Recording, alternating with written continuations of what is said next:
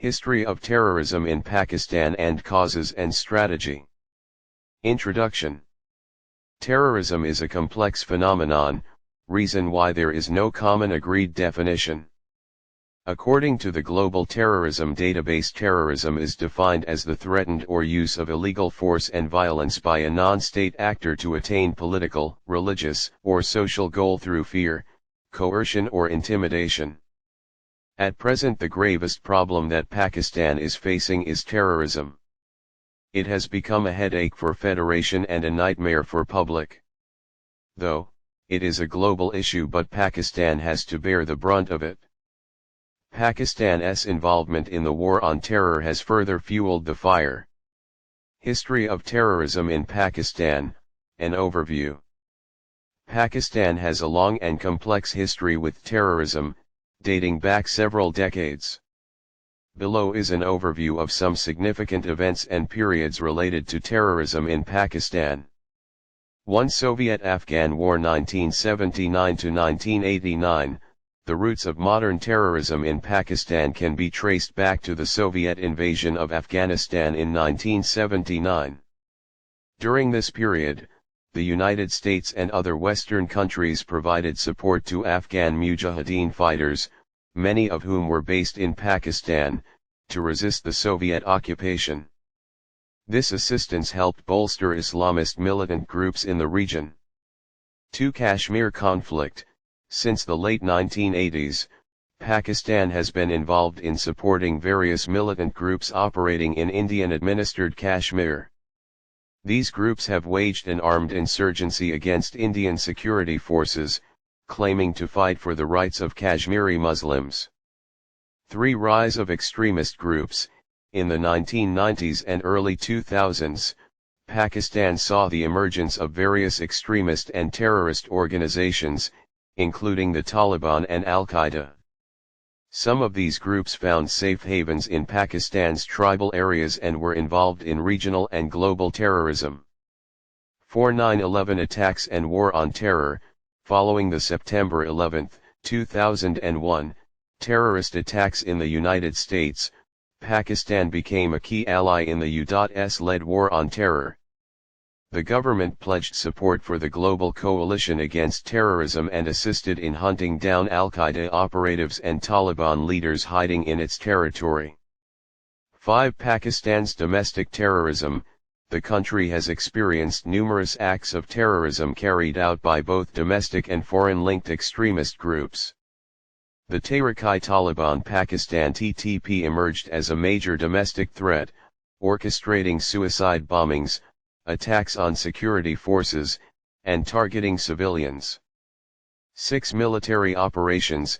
In response to escalating terrorist activities, the Pakistani military launched several offensives to tackle militant strongholds. Notable military operations include Operation Radiras 2009 in Swat Valley, Operations RBAs 2014 in North Waziristan, and Operation Radul-Fasayad 2017 to counter terrorism nationwide. 7. Sectarian violence. Pakistan has also witnessed sectarian violence between different Muslim sects, primarily between Sunni and Shia groups. Terrorist organizations like Lashkar-e-Jhangvi have been responsible for carrying out deadly attacks against minority communities. 8. International concerns. Pakistan's support for certain extremist groups has been a matter of international concern, with accusations of its intelligence agencies maintaining ties with proxies for strategic purposes. This issue has strained diplomatic relations with various countries. Causes of terrorism in Pakistan. A. Augmenting illiteracy.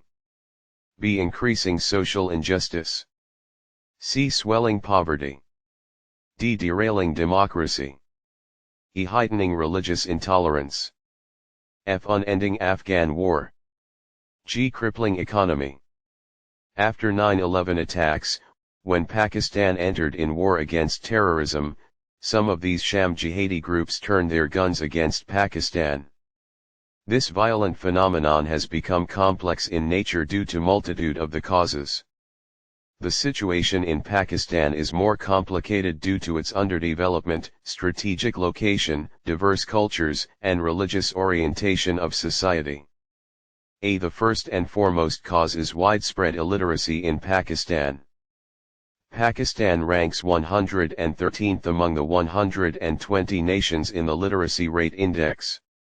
Since people lack the knowledge of the true teachings of Islam, they are easily carried away by the emotional and sentimental speeches of religious fanatics. Secondly, injustice or lack of justice is also one of the core causes of terrorism. People are suffering from many social injustices including, but not limited to, unequal resource distribution, restricted access to quality education, the elite's hegemony in political system, lack of basic health facilities, and non-availability of necessary commodities to major portion of the population. There is plethora of examples in history when deprived and marginalized people rebelled and even resorted to violence to gain their rights. In Pakistan, the underprivileged and depressed class is prone to be exploited by the terrorists. Thirdly, poverty is also a major cause of terrorism.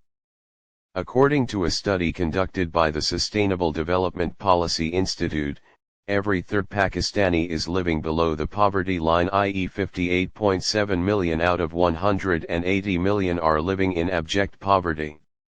A survey conducted by Benazir Income Support Program (BISP) revealed that around 45.7% population of Pakistan is poor.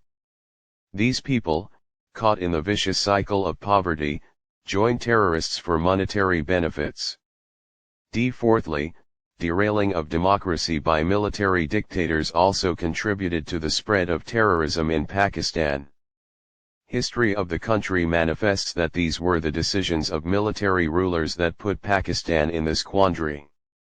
It was Zia's decision to involve Pakistan in war against Soviets in Afghanistan. Again, it was Gen Pervez Musharraf's decision to become a front-line US ally in war against terrorism. Fifthly, the ever-growing religious intolerance in Pakistan also fosters terrorism. In recent past, more than 100 Shiites were killed in Quetta in one attack. In addition, many Sunni Shia processions were attacked and churches were set ablaze. Sixthly, Pakistan's participation in Afghan war has also plagued the country with terrorism. Pakistan still ails from the disease it acquired during Soviet-Afghan war. Now, those militias have become so unbridled that they even challenge the writ of the government in various parts of the country. Seventhly, the crippling economy also gives rise to terrorism. The faltering economy has increased inflation, poverty, and unemployment.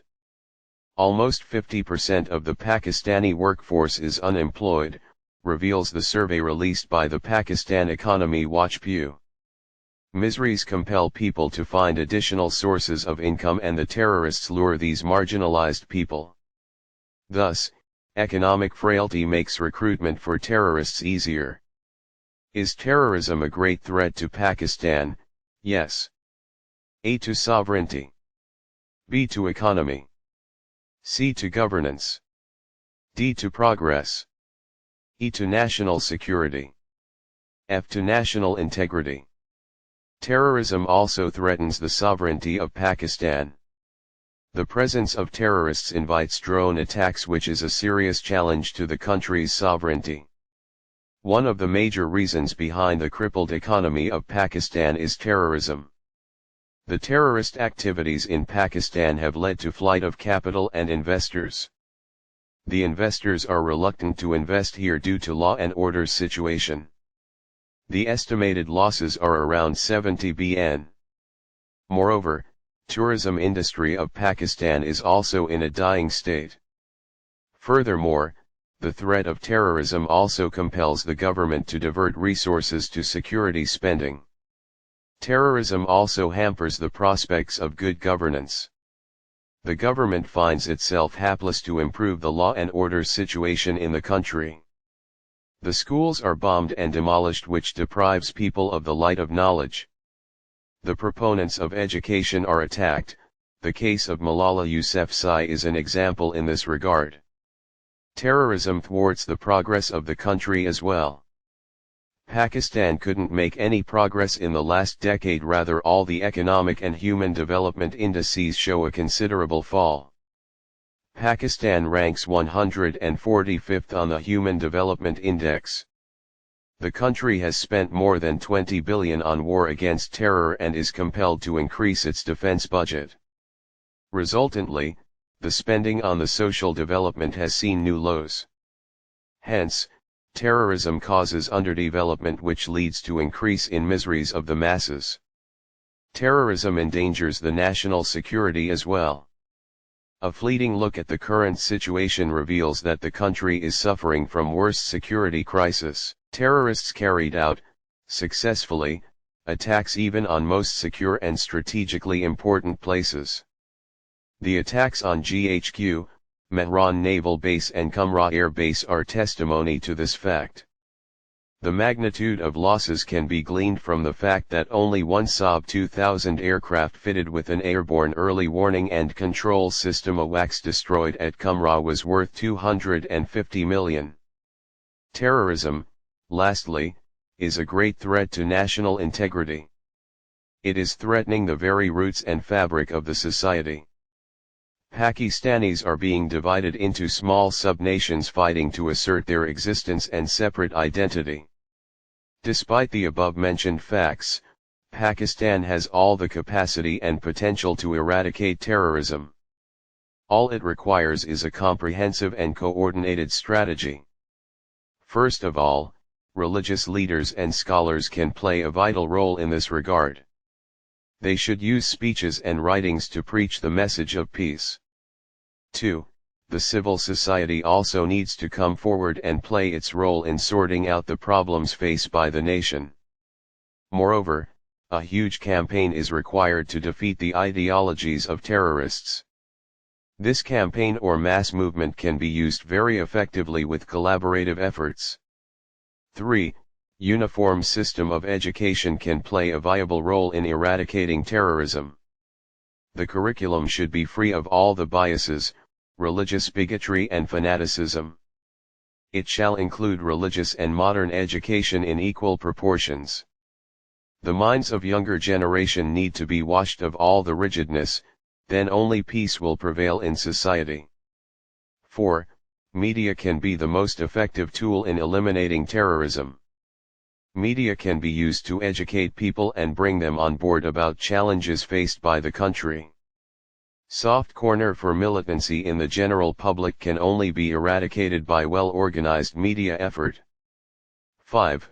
Peace in Afghanistan is one of the prerequisites for curbing terrorism in Pakistan. Presence of NATO and allied forces in Afghanistan is a major cause of instability in the region. 6th. An effective strategy to counter militant and extremist groups hinges in the capability to gain timely and accurate intelligence. The local intelligence needs to be strengthened in terms of organization, equipment, training, and coordination. The intelligence agencies should be made completely free of political interference. 7th. A coherent strategy on using force as last resort should be evolved. The foreigners cannot live among the locals unless they are sufficiently motivated to support these militants. The local tribesmen should be taken into confidence and must be encouraged to stand up against the foreign elements. 8th. Economic and social disparity leads to increase in recruitment of terrorists. Economic recovery should be given the top priority, especially in the underdeveloped areas. Comprehensive plans to ensure revival of industry to generate economic activity and jobs should be devised. Lastly, there is, undoubtedly, a need for providing speedy and affordable justice to poor masses. As justice delayed is justice denied, the people feel themselves alienated from society. The performance of lower judiciary has resulted in loss of trust of general public in courts, and thus the Taliban-type speedy justice system attracts public support in certain areas. Therefore, justice system should be reviewed to ensure that people get speedy and affordable justice. Moreover, the prosecution needs to be made effective in order to curtail the large acquittal ratio of terrorists. There is no denying the fact that Pakistan is facing great threat of terrorism. It's a country which is plagued with multifarious terrorism caused by several intricate problems. It poses threat to essential ingredients of the state, from democracy to national security and integrity of the country. However, combating terrorism is not an insurmountable task for this resilient nation. The enormity of the challenge has led to the momentum that is underway with regard to building of consensus on the policy to combat terrorism. This would lead to a conclusive strategy to eliminate this menace. The policy accompanied with political resolve is bound to win this war and achieve the stability and prosperity in the country.